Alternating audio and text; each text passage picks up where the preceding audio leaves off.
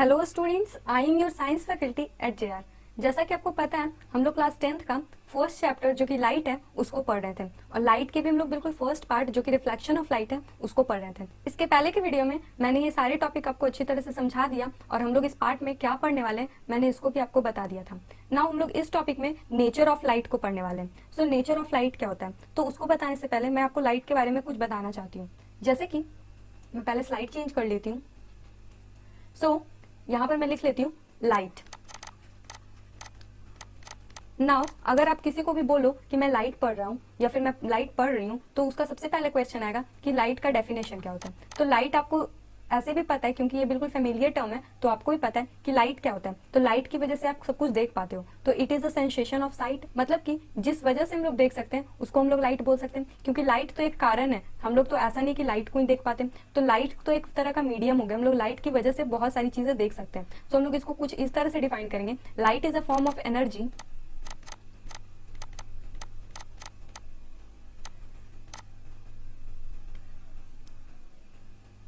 which give us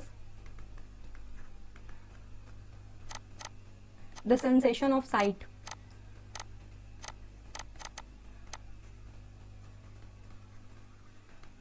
Now light जो होता है वो कई कई बुक में आप देखे होंगे, इसको इस तरह से भी डिफाइन किया होता है कि light is a electromagnetic wave. So electromagnetic wave क्या होता है, तो मैं पहले वेव थोड़ा सा बता देती हूँ। जैसे कि आपको पता है वेव जो होता है वो प्रोपगेट करता है। इस लेट से ये हमारा वेव है, तो ये प्रोपगेट करेगा। ये थोड़ा खराब दिख रहा है बट फिर भी आप कंसिडर कर लीजिए कि एक वेव है। नाउ जो वेव है या तो उसको मटेरियल मीडियम लगेगा, दैट मीन्स कि उसको या तो एयर, वाटर या फिर कोई भी सॉलिड मीडियम चाहिए होगा ट्रैवल करने के लिए। लेकिन कुछ वेव ऐसे होते हैं जो कि बिना रिक्वायर्ड होते हैं, उनको कोई भी रिक्वायर्ड नहीं होता मटेरियल मीडियम का, दैट मीन्स कि वो वैक्यूम में भी ट्रैवल कर सकते हैं। तो जो हमारा लाइट है वो वैक्यूम में भी ट्रैवल कर सकते हैं। नाउ आपके माइंड में क्वेश्चन आ रहा होगा कि हम लोग कैसे कह सकते हैं कि लाइट वैक्यूम में ट्रैवल कर सकता है। तो लेट्स से अगर आपके पास वैक्यूम चेंबर है, तो आप उसमें देख सकते हो कि जब आप लाइट को ऐसे टॉर्च या फिर आप जो भी, या तो लाइट में जैसे कैंडल को भी ऑन करते हो, तो कैंडल का जो लाइट है वो उस चैम्बर से बाहर आएगा। और अगर आप टॉर्च का यूज करते हो, तो जब ये लेट से आपका चैम्बर है तो आप टॉर्च इस तरह से जलाते हो, तो डेफिनेट सी बात है कि आपको इस तरफ भी रे आती हुई दिखाई देगी। नाउ अगर आपके पास वैक्यूम चैम्बर नहीं है, तो आपने स्पेस का नाम सुना है, दैट मीन्स कि जो हमारा सन होता है और जो हमारा अर्थ होता है, लेट्स से ये हमारा अर्थ है, तो इसके बीच में ये जो एरिया होता है, इतने दूर में कोई भी पार्टिकल्स नहीं होते, कोई भी मीडियम नहीं होता।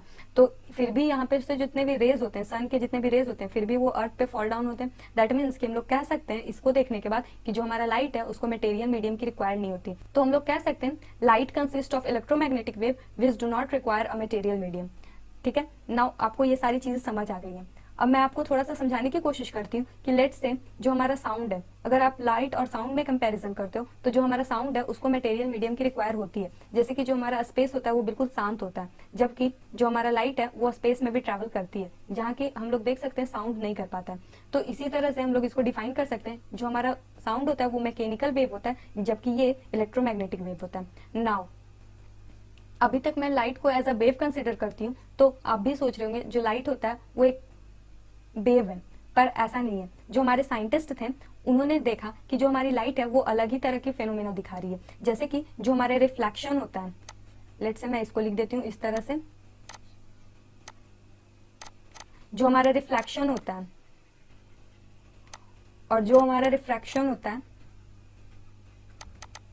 And casting of shadow, that means कि शैडो का कास्ट होना, तो ये सारे जो प्रॉपर्टीज हैं वो वेव नहीं दिखाती है, वो वेव नहीं शो करती है। तो ये तीनों प्रॉपर्टी कोई भी अगर ऐसे पार्टिकल का बना हुआ चीज होता है तो वो शो कर सकता है। तो इसीलिए जो हमारे साइंटिस्ट थे वो बोलते थे, या फिर ये कहूँ कि वो कंसिडर करते थे जो हमारा लाइट है वो पार्टिकल से बना हुआ है। नाउ वहीं दूसरी ओर कुछ और भी फेनोमेना जैसे कि डिफ्रैक्शन, इंटरफेरेंस और पोलराइजेशन, ये कुछ ऐसे प्रॉपर्टीज थे जिसकी वजह से ऐसा प्रूफ हो रहा था कि लाइट एक वेव है। नाउ हमारे पास दो तरह के टर्म आ गए, पहला पार्टिकल और दूसरा वेव।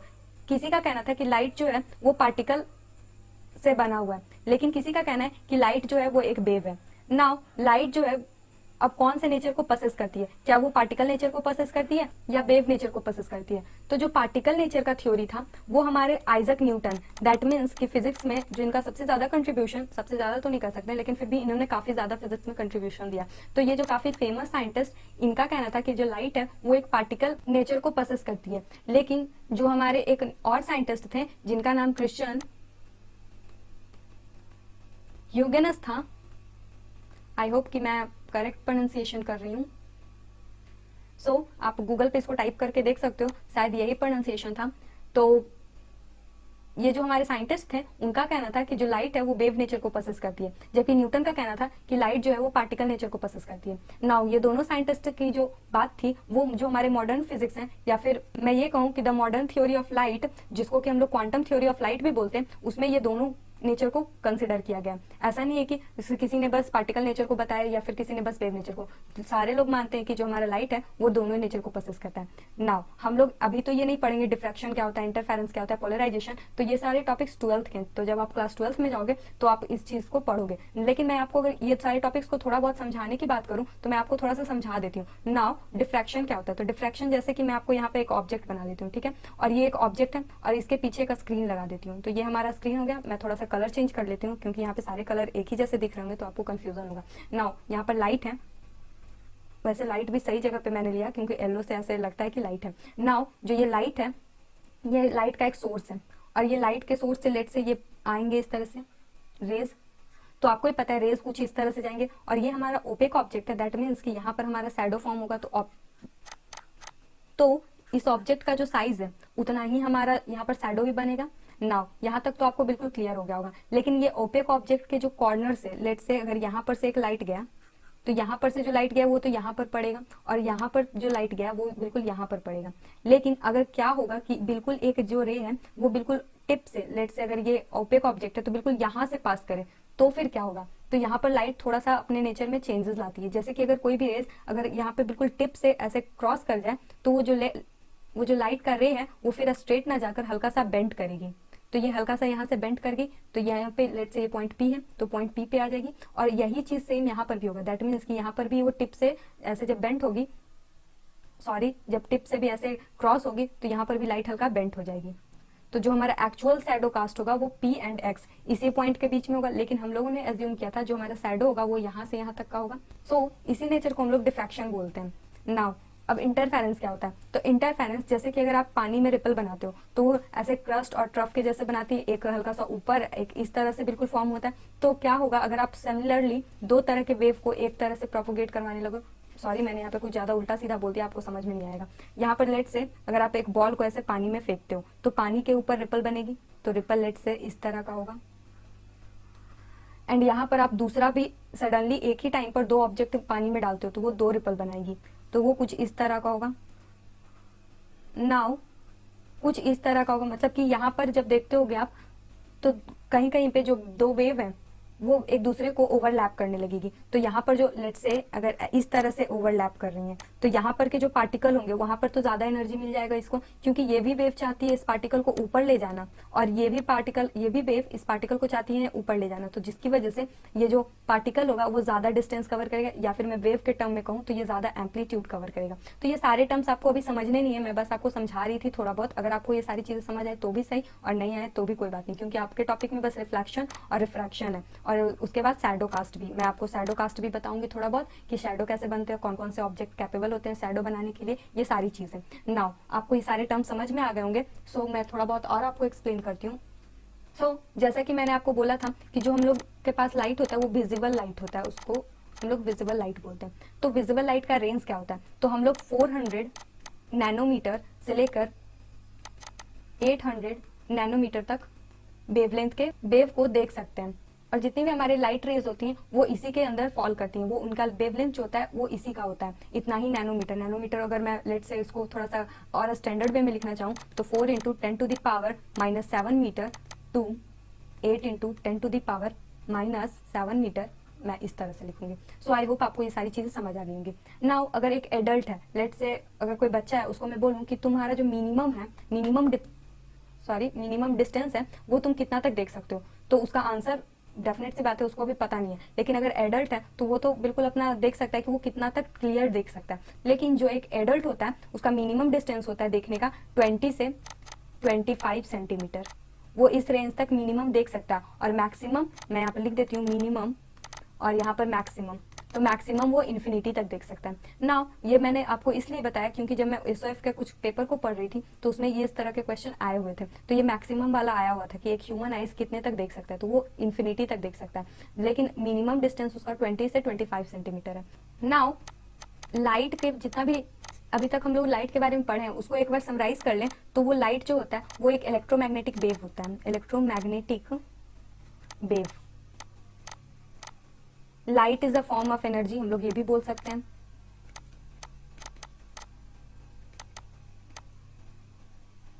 सो एनर्जी बेसिकली क्या होता है, तो energy is the capacity of doing work. तो लाइट की वजह से भी हम लोग बहुत सारी लाइक देखने का काम करते हैं, तो light is a form of energy. उसके अलावा हम लोग और भी क्या चीजें पढ़ें, जैसे कि लाइट का वेवलेंथ, तो ये मैं यहीं पे लिख देती हूँ, इसी को बस पॉइंट बना देती हूँ। उसके अलावा light have dual nature. Dual nature कहने का मतलब उसके पास दो नेचर होता है, पहला पार्टिकल नेचर और दूसरा wave nature. Particle nature is given by Newton and wave nature is given by Huygens. Now मैं कुछ रिफ्लेक्शन की बात कर लेती हूँ, रिफ्लेक्शन जैसे क्या होता है और रिफ्लेक्शन हम लोग क्यों पढ़ रहे हैं, और इस पूरे टॉपिक में जैसे कि मैंने आपको पहले ही बता दिया हम लोग रिफ्लेक्शन को ही पढ़ेंगे। सो व्हाट इज रिफ्लेक्शन, ये रिफ्लेक्शन टर्म से आप क्या समझते हो। रिफ्लेक्शन का एक बिल्कुल सिंपल और बेसिक सा डेफिनेशन है, the bouncing back of light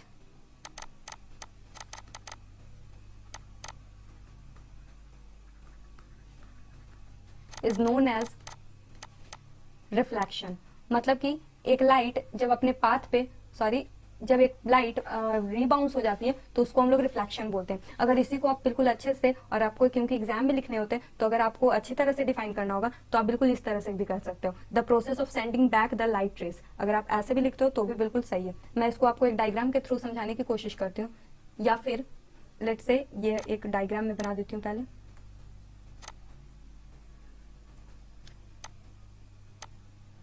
so इस डायग्राम को समझाने से पहले मैं आपको एक एग्जांपल देती हूँ। जैसे कि अगर आपके पास अगर कोई बॉल है तो आप उसको दीवार पे मारिए, तो दीवार पे जब आप उस बॉल को ऐसे मारेंगे तो वो दीवार से वापस टकरा के आपकी ओर ही आएगी। आसान तो नहीं है कि वो दीवार के पार कर जाएगी, वो दीवार को पार करके दूसरे साइड चली जाएगी, ऐसा नहीं होता। तो इसी तरह से जब आप लाइट को भी किसी सर्फेस पे ऐसे स्ट्राइक करते हो तो वो अपने पाथ से, या फिर ये कहूँ कि वो अपने पाथ से कुछ एंगल भी बनाती है, और कई बार तो अपने पाथ को रिट्रेस करती हुई बिल्कुल उसी डायरेक्शन में जिस तरफ से वो आई है उधर ही वो मुड़ जाती है। जैसे कि वो इस तरह आई है तो इसी सर्फेस के अलॉन्ग लगते हुए वो वापस से उसी तरफ से मुड़ जाएगी। ऐसा नहीं है कि वो सरफेस के इस पार आ जाएगी। मेरे कहने का मतलब है, इस डायरेक्शन में आने का कहने का मतलब है कि वो ऐसा नहीं है कि इस सरफेस से आई और वो इधर मुड़ जाएगी, ऐसा नहीं है। तो रिफ्लेक्शन जो होता है वो सरफेस से बाउंसिंग बैक हो जाता है, तो उसी को हम लोग रिफ्लेक्शन बोलते हैं। The bouncing back of light is known as reflection.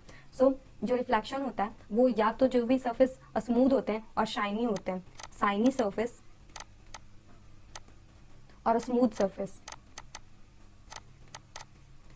Reflection बस इन्हीं दोनों सरफेस से पॉसिबल है। उसके अलावा अगर आप कोई भी डल सा सरफेस ले लो तो वहां पर रिफ्लेक्शन पॉसिबल नहीं है। तो रिफ्लेक्शन आप ये दोनों जो सरफेस होते हैं उन्हीं से करवा सकते हो। और जैसा कि आपको पता है जो सिल्वर होता है वो काफी ज्यादा बेस्ट होता है रिफ्लेक्शन के टर्म में। जो सिल्वर मेटल होता है it is the best metal for reflection of light. आपको ही पता है जब आप मेटल का ऐसे लेते हो, क्योंकि मेटल का तो नेचर ही होता है कि वो सारे लाइट को बिल्कुल अच्छी तरह से रिफ्लेक्ट करती है। जैसे कि गोल्ड की जो जितने भी ऑर्नामेंट्स होते हैं, ज्वेलरीज जिसको हम लोग बोलते हैं, वो सारे कितने चमक दिखते हैं, मतलब बिल्कुल अच्छी तरह से चमकते हैं। तो जो सिल्वर होता है वो काफी ज्यादा बेस्ट, आप कह सकते हो मेटल होता है, रिफ्लेक्टर कर सकते हो उसको आप, वो काफी ज्यादा बेस्ट रिफ्लेक्टर होता है। So silver is used in mirror making process. मतलब कि जब हम लोग को मिरर बनाना होता है तो हम लोग सिल्वर का यूज करते हैं, और उसका रीजन क्या है, क्योंकि वो काफी ज्यादा स्मूथ होता है, शाइनी होता है, और वो हम लोग को एक काफी अच्छा रिफ्लेक्टिंग सर्फेस प्रोवाइड करता है। जैसे कि अगर हम लोग को एक सर्फेस चाहिए जिससे कि हम लोग को रिफ्लेक्शन करवाना है, तो अभी तो आपको ये समझ आ रहा होगा कि रिफ्लेक्शन जो होता है वो बाउंसिंग बैक ऑफ लाइट होता है। अभी आपको इसका यूज नहीं पता, लेकिन अभी अगर आपको मैं बोल दूं कि आप रिफ्लेक्शन के हेल्प से अपने आप को देख सकते हो तो नाउ आपको ये काफी न्यू टर्म लगेगा, क्योंकि आप रिफ्लेक्शन के हेल्प से अपने आप को देख पा रहे हो। तो अपने आप को कहाँ देखोगे, आपको एक कोई मीडियम चाहिए होगा, तो सिल्वर आपको एक मीडियम प्रोवाइड करेगा। सो यहाँ पर मैंने मिरर मेकिंग प्रोसेस लिखा है। So what is mirror making process? तो जो आपको पता है मिरर जो हमारे पास होती है उसको अगर आप कभी क्लोज देखोगे तो वो बस एक कांच का टुकड़ा होता है। अगर ये कांच का टुकड़ा है, इसको आर पार आप देख सकते हो, तो वो एक मिरर नहीं है। आप जब भी देखोगे अपने आप को तो मिरर के एक सरफेस में, लेट से ये जो सरफेस है उसको बिल्कुल पॉलिशिंग किया जाता है। सो पॉलिशिंग क्यों किया जाता है? ताकि आपको इस सरफेस को रिफ्लेक्टिंग बनाया जा सके। आप इस सरफेस को रिफ्लेक्टिंग बनाते हो, अगर आप इसको पॉलिश नहीं करोगे तो ये बिल्कुल आर पार दिखेगा, तो वो हमारा मिरर नहीं बन पाएगा। तो हम लोग मिरर को कैसे बनाते हैं? तो पहले हम लोग सिल्वर का काफी थिन प्लेटिंग करते हैं उसके ऊपर, एंड देन उसके बाद एक काफी रेड कलर का आपने देख रखा होगा एक लेयर उसके ऊपर चढ़ा देते ताकि वो जो सिल्वर का कोटिंग है वो बिल्कुल सेफ रहे। लेकिन जितने भी आपको पता है डे टू डे लाइफ में मिरर का काफी ज्यादा यूज हो रहा है और हम लोग को रिफ्लेक्टिंग सरफेस काफी ज्यादा चाहिए होती है, जैसे कि सलून हो गए और भी कई सारी चीजें होंगी, मेकअप के जो किट होते हैं वहां पे भी चाहिए, हर साइज का हम लोग को मिरर चाहिए। तो मिरर जो है अगर हर जगह हम लोग सिल्वर का यूज करें तो ये पॉसिबल नहीं, क्योंकि सिल्वर आपको पता है वो काफी ज्यादा महंगा होता है और सिल्वर की ज्वेलरीज तो आपको पता ही है काफी ज्यादा महंगी होती है, तो हम लोग उसको यूज नहीं कर सकते एज अ मिरर मेकिंग। तो हम लोग इसकी जगह पे एल्यूमिनियम का भी यूज करते हैं। जो हमारा एल्यूमिनियम है वो भी एक बेस्ट रिफ्लेक्टर होता है, उससे भी आप काफी ज्यादा लाइट रिफ्लेक्ट करवा सकते हो। जैसे जहाँ की आप सिल्वर से 98% लाइट को रिफ्लेक्ट करवा सकते हो, तो वहां पर भी आप 95% लाइट को आप रिफ्लेक्ट करवा सकते हो एल्यूमिनियम की हेल्प से। तो जो हमारे पास मिरर होते हैं उसमें एल्यूमिनियम का थिन प्लेटिंग किया हुआ है और वो काफी ज्यादा सस्ता भी होता है और अफोर्डेबल भी होता है। सो अगर आप फिजिक्स में मिरर को रिप्रेजेंट करना चाहते हो तो आप मिरर को इस तरह से रिप्रेजेंट करोगे। आप एक लाइन बनाओगे और उसके बाद एक पीछे से इस तरह का डॉटेड लाइन बताओगे, तो इस तरह के लाइन से आप रिप्रेजेंट करते हो मिरर को। अगर आप मिरर को कहीं पे भी रिप्रेजेंट करो, अगर आपको स्फेरिकल मिरर दिखाना हो तो आप कुछ इस तरह का बनाओगे और जिस साइड आपको मिरर दिखाना है उसका एक सरफेस छोड़ के आप अगले साइड इस तरह से लगा दोगे। नाउ अब आप सोच रहे होगे कि मैंने यहाँ पर क्यों नहीं किया, तो मैं इसको समझाने के लिए आपको थोड़ा सा कुछ टाइप ऑफ ऑब्जेक्ट बताती हूँ। जैसे कि मैं पहले लिख देती हूँ टाइप्स ऑफ ऑब्जेक्ट। तो जो हमारे पास पहला ऑब्जेक्ट होता है वो होता है ट्रांसपेरेंट, दूसरा होता है ट्रांसलूसेंट और तीसरा होता है opaque. Now what is transparent object? जो भी ऑब्जेक्ट अपने आप से लाइट को पास करने दे the object which allow light to pass through themselves is known as transparent object. लेकिन ट्रांसलूसेंट ऑब्जेक्ट जो होता है वो अपने आप से बस थोड़ा सा ही लाइट पास करने देती है। लेट से अगर लाइट अगर 100% जा रही है तो जब ट्रांसलूसेंट ऑब्जेक्ट आप यहाँ पर रख दोगे तो लाइट हो सकता है यहाँ पर 60% ही जाए, पूरी लाइट नहीं जाती। जबकि जो ओपेक ऑब्जेक्ट होता है वो बिल्कुल लाइट को पास नहीं करने देती। So the opaque object do not allow light to pass through them. तो जो ये रिफ्लेक्टिंग सरफेस हम लोग बना रहे हैं वो ओपेक ऑब्जेक्ट होता है, वो अपने अंदर से लाइट को पास नहीं करने देती। रिफ्लेक्शन का जो फेनोमेन है वो ज्यादातर हम लोग ओपेक ऑब्जेक्ट में ही देख सकते हैं, क्योंकि हम लोग रिफ्लेक्शन ट्रांसपेरेंट ऑब्जेक्ट में नहीं देख सकते। अगर कोई भी लाइट एक सरफेस से ट्रांसपेरेंट होने की वजह से पार कर गई तो आप वहाँ पर रिफ्लेक्शन कैसे देख पाओगे? तो वहाँ पर रिफ्लेक्शन पॉसिबल नहीं है, तो हम लोग ओपेक ऑब्जेक्ट में देखते हैं। सो ये ऑब्जेक्ट में भी ये जो डायग्राम मैंने बनाया, आप पूछ सकते हो कि यहाँ पे मैंने डॉटेड लाइन क्यों नहीं दिखाया। तो यहाँ पर जरूरी नहीं कि मैंने यहाँ पर मिरर ही बनाया, मैंने यहाँ पर मिरर नहीं बनाया। हो सकता है ये एक बुक का सरफेस हो या फिर ये कोई भी मेटल का सरफेस हो। लेट से जितने भी मेटल होते हैं वो भी तो रिफ्लेक्शन को प्रोसेस करते हैं, मतलब कि वो भी तो रिफ्लेक्शन करवाते हैं लाइट का। तो जिसकी वजह से मैंने यहाँ पर बस डायग्राम बनाया, ये नहीं बनाया। लेकिन आप यहाँ ये भी बना सकते हो। नाउ ये बना देने के बाद ये क्लियर हो गया कि ये एक मिरर है और ये लाइट जो है दैट मीन्स ये जो रिफ्लेक्शन का फेनोमेना है ये एक मिरर के साथ हो। सो इसी के साथ हम लोग इस लेक्चर के एंड में आ चुके हैं and thank you for watching our video tutorial. For more video you can subscribe to our channel. और ये सब हमारी कुछ फैसिलिटीज हैं जिसको कि आप एक्सप्लोर कर सकते हैं। सो ये हमारे JR बुक वर्ल्ड की फैसिलिटीज हैं, आप एक बार JR बुक वर्ल्ड को भी एक्सप्लोर करें। और ये हमारी वेबसाइट और जो आप जहाँ पर अभी पढ़ रहे हो करेंटली वहाँ का सारा डिटेल्स है। तो आप वीडियो पॉज करके इसको पढ़ना चाहते हो तो आप बिल्कुल पढ़ सकते हो। And I will come up with the next lecture of this chapter. Till then bye bye.